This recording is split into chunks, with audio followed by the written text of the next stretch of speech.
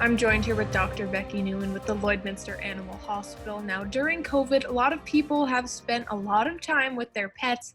Could we see now, as people are starting to head back to work and leave their pets alone more often, some anxiety in them? We have joked around the vet clinic during COVID that I think a lot of dogs are living their best life. Their owners have been home every day. They're getting lots of exercise, lots of playtime, lots of snuggles. And I think whether your dog is a loyal companion that you've had for years, or whether this is a pandemic puppy that you got as a little bit of a project during COVID, I think all of this time has been great to really nurture that bond between you and your pet. But I think the concern is like, what's going to happen now that more businesses are reopening and people are starting to go back to work? And you may have done some training. You may have a dog who had a really good routine before, but that's all kind of gone out the window a bit.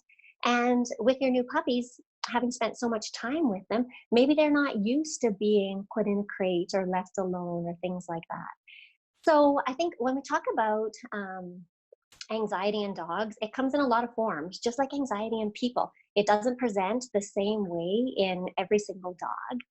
And normally what we see in our anxious dogs would be a dog that, he pants a lot. He just can't settle down. He's pacing. He's vocalizing. And then, of course, that can progress to dogs who are being destructive because they're so anxious and they don't know what to do. And, we've all seen pictures of people who come home to their houses turned upside down, the cushions off the couch and the door frames chewed through and toys chewed through and electrical cords sometimes. There's a lot of, it could progress to a lot of things, but it can start off just with whining and pacing and salivating, things like that. And you kind of mentioned, with the change of routine and everything, is those kind of the biggest reasons why this happens? Yep, I think that routine is part of it. A lot of these dogs haven't really been left alone, right? And because people have been home, they haven't been putting them in a crate like they maybe would have when they went to work, or leaving them home in a quiet space. And I've talked to lots of dog people who have been making sure that they do maintain that routine during COVID, even if they're just putting their home. They might even just be making supper, but they're still putting their dog away in their crate or the room that they normally spend time in alone, so that they're still used to that and they're not getting out of that routine. But I think part of it too is that during COVID, dogs have been getting more walks per day, more play sessions, learning new tricks, and that leads to using up physical energy and using up mental energy too. And when these dogs are tired, a good dog is a tired dog, and they're more able to rest and relax and sleep better and be calmer when they've used all that energy. And would you say the signs or the way that dogs or other animals react really is dependent on the dog? It's not always the same? Yeah, it's very much that way. I do compare it a lot to mental health in people. And, mental health is a disease in people, and we're talking about it more and more. And we have to realize that mental health is a disease in dogs as well. And they can have the same imbalances that people can. And so how anxiety presents, it can be a whole cascade of things, from a dog who, like I say, simply just maybe pants more and paces a little bit, maybe barks, for the first little bit when you leave the house, but then they can calm down. But then I do think that there are dogs who do benefit from, having a consultation with a behavior consultant and with a veterinarian, and that there may be medications that will work for some dogs in conjunction with training.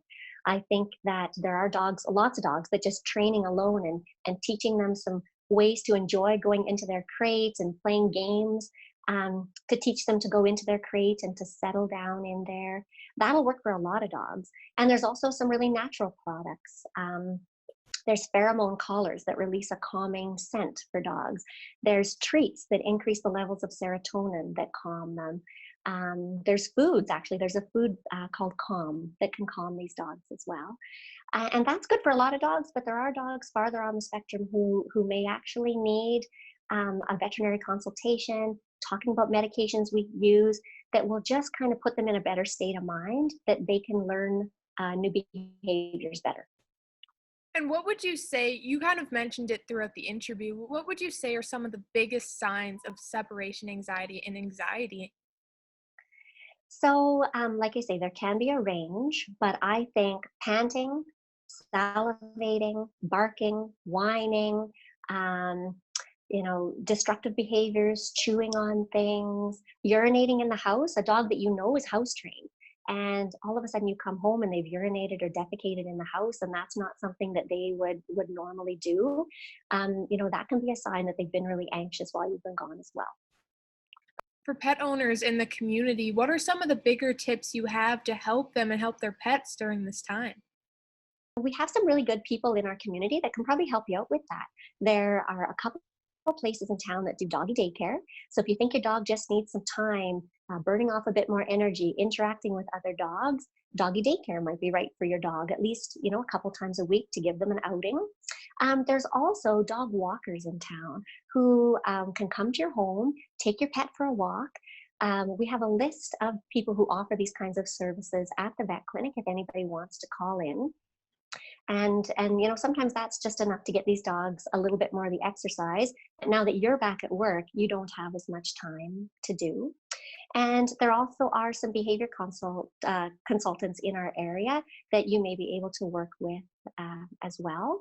And it's never too late to start crate training your puppy, or leaving your puppy or your dog home for short periods of time and making it fun and having them know that you're always coming back.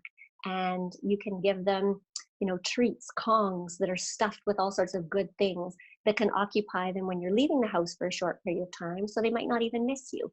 There are so many things that we can do for training in these dogs, and just don't be afraid to reach out and talk to veterinarians or behavior consultants and dog trainers about it. Well, thank you so much for joining us, Dr. Newman.